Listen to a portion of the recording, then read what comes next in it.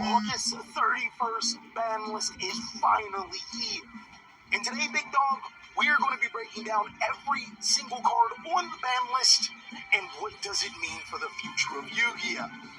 Let's go ahead and jump on in. What's going on with y'all, Big Dog? And it is an amazing day for Yu-Gi-Oh! I hope that your day phenomenal. But if it isn't, don't let what happened at the beginning of your day ruin the rest of your day. At this point in time, it is going to be the ban list. If you guys just want to know what the ban list is, I will leave all the information down below in the description. But holy, this is a crazy ban list that we have a lot to talk about. Just showing you guys what will be happening in case you want to skip frames and you don't want to hear and everything, guys. So we have 4 cards that are banned, and there are quite a few things that I got right on my prediction list. A couple of things that I may have to fine-tune for the next one. The first of the 4 forbidden cards is going to be Fiend Smith Rakama. This card did come out in Infinite Forbidden, so just recently, the last major set. And a lot of players would think that this was a card that wouldn't get banned because it's too new. But there was a couple of problems with Fiend Smith Rakama, and I think one of its biggest problems is its burn effect. Being able to dictate the game for so long if you were playing a deck like Fiend Smith Snake Eyes, and then at the end of game 1 or game 2, whenever it comes to time, being able to burn for that 1200 damage is critical. And I think that's the biggest reason why this card has become banned. Now, there was a couple of other cards in Yu-Gi-Oh! That are similar, like Sword Soul Long Yuan being able to burn for 1200, but they aren't as accessible as just being able to have light fiend monsters to fusion summon into your Lacrima. As you guys already know, we'll go ahead and show you what Lacrima looks like and everything. It's a really good card. Another card that's being banned is Appaloosa Bull of the Goddess, and this was a card that we did predict correctly. Now, I don't think that there's many problems with Appaloosa herself. Her being or having the ability to be able to negate a monster effect, and only being able to negate a monster effect by reducing its attack by 800, and only being able to use her effect once per chain does balance her out tremendously. But I think one of the biggest problems with Appaloosa and why she winds up on this ban list is because, first of all, this card is incredibly generic, but more importantly, how Appaloosa functions in current day Yu-Gi-Oh!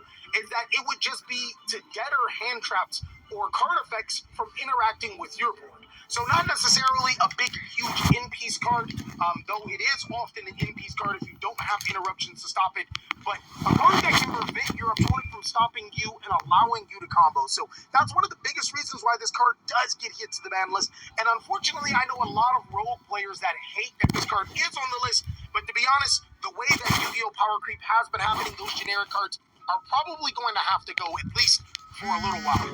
Beatrice, Lady of the Eternal, is a bannable Yu-Gi-Oh! Card and is finally banned. Unfortunately, I genuinely liked Beatrice, but having a monster that can send cards from the deck to the graveyard during either turn created all types of situations where you can search cards that would be entirely detrimental to your opponent.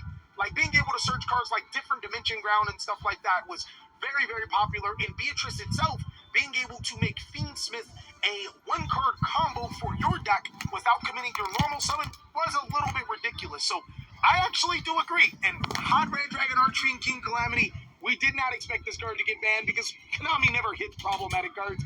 But definitely a card that did deserve to be banned because of the Synchro deck. I forget the Synchro deck's name.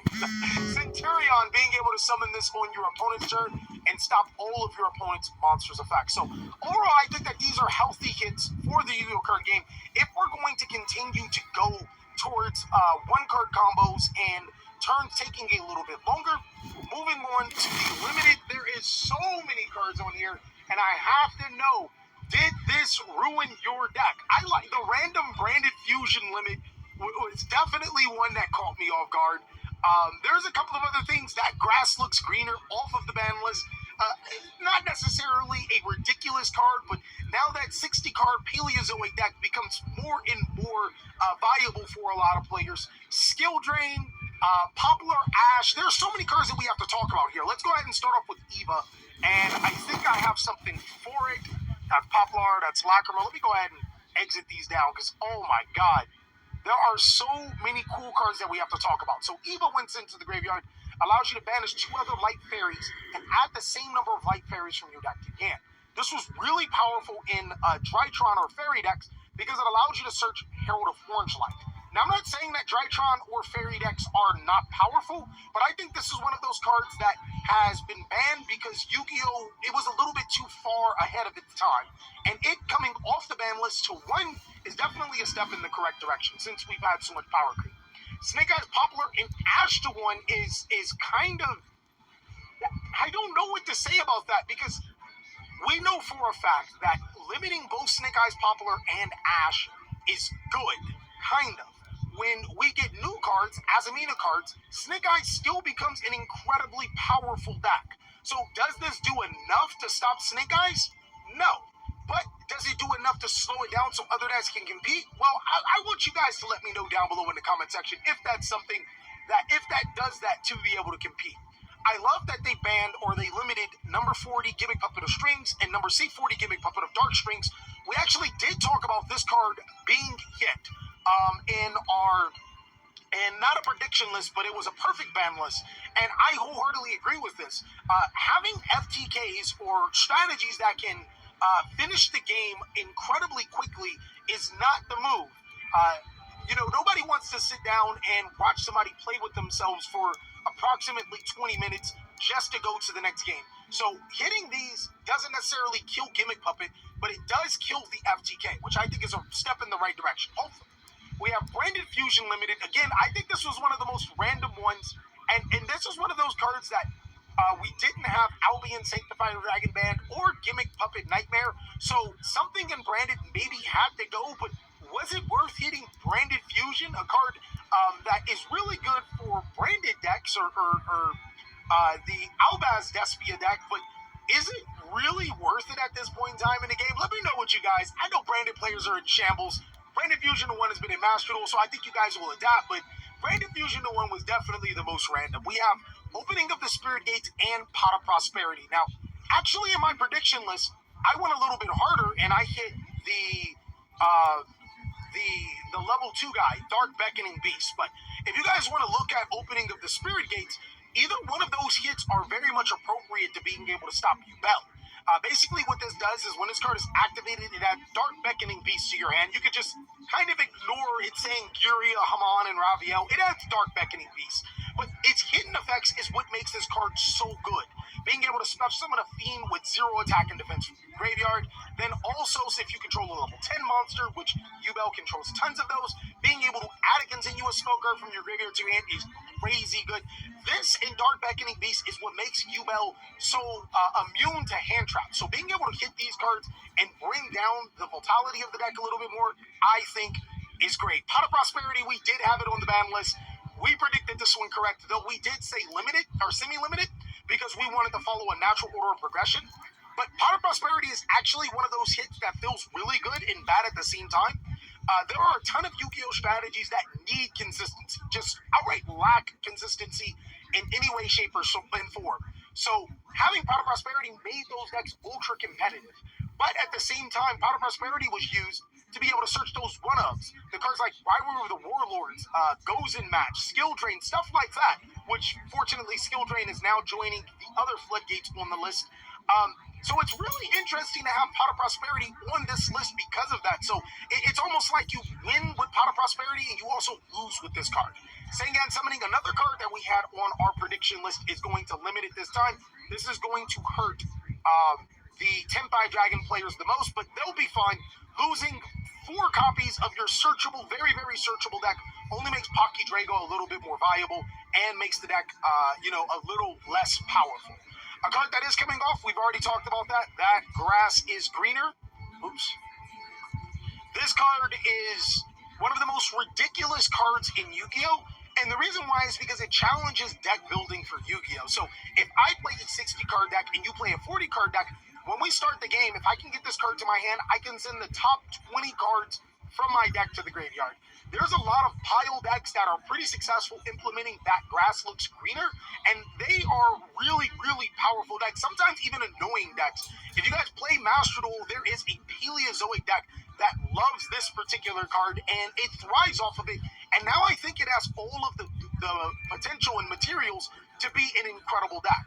But if you look at it, some other strategies that are really hopeful for the TCG that Master Duel doesn't have, Infernoid is one that just came to mind that got support from the last Battles of Legends set that could be incredibly good as well. So I'm not sure if I like that grass or if I don't, but it's one of those things where I want to be optimistic about. So that's it for the banned and unlimited. Now we're going to pretty much go to cards that are being getting semi-limited and unlimited, and that's going to be all of the Dragon Rulers. We predicted that they would come to 3. Coming to 2 is a natural order of progression. Pretty much expects that. I don't think that the Dragon Rulers will have any impact whatsoever, but it's really cool to see that we can now somewhat play Dragon Rulers a little bit more.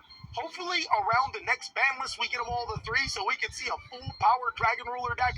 Let me know what you think about that. Lunalight Tiger is a really, really good card for a lot of Beast Warrior or Pendulum combo decks. Let's see if I can go ahead and pull it up. The reason why this card was limited initially is because you can keep reusing this card's effect over and over again. Once per turn, you can target with Lunalight monster in your graveyard, special summon it. So if you can return it to your hand with cards like Blackwing, Zephyros, and stuff like that, you can keep reusing Lunalight Tiger to almost infinitely summon monsters. But being able to summon an infinite amount of monsters is something that most competitive decks can do now. So this card requiring a little bit more work, as well as only being able to summon Lunalights, I could see it coming off of the list. We have Thunder Dragon Colossus coming to 2, which I think is a mistake because more Thunder Dragon Colossus means that Thunder Dragon is the best deck in Yu-Gi-Oh! Can't wait to build that deck. Thunder Dragon Bisteels is on top of the world, and Imp World Challenge Justusher is a card that people thought was going to be really good. Fell completely off the map. Now on for Unlimited, Armageddon Knight. Holy crap, Thunder Dragon just might genuinely be. I might have to start cooking with that right now. Armageddon Knight completely off the ban list. Really good. Red Rose Dragon. Card that probably shouldn't be on the ban list once Aqua Fibers got banned. Magispector Kirin. We've already predicted this. The database updated Plush Fire to follow its errata. Expect this card to be reprinted in the Bonanza set, guys. The errata of this card says, if a face-up or 4-mage monster you control is destroyed by or card effect, you can special summon this card from your Pendulum Zone. And then it says, if this card is destroyed by or card effect, you can special summon a 4-mage monster from your hand or deck. You can only use this effect of Plush Fire once per turn. To be honest, I don't think it needed an errata. The card is so old and not good enough. It didn't feel like it was one of those. But Time Seal off the ban list, skipping your opponent's draw phase seems like a really, really good card. But in actuality, not so much of a great card. Let me know what you guys think about this ban list. Did this just save Yu-Gi-Oh? Me personally, I can't wait to get into the lab and give you the strategies that I think are going to be amazing. Of course, if you guys enjoyed this video, go